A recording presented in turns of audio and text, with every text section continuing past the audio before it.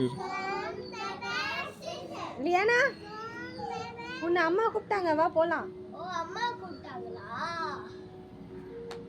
நில்லு.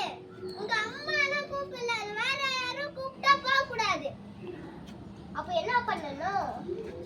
உங்க அப்பா அம்மா வந்தாதான் நீ போகணும். தெரியாதவங்க வந்தா போக கூடாது. ஃப்ரெண்ட்ஸ் என்ன நமக்கு தெரியாதவங்க கூப்பிட்டா போக கூடாது.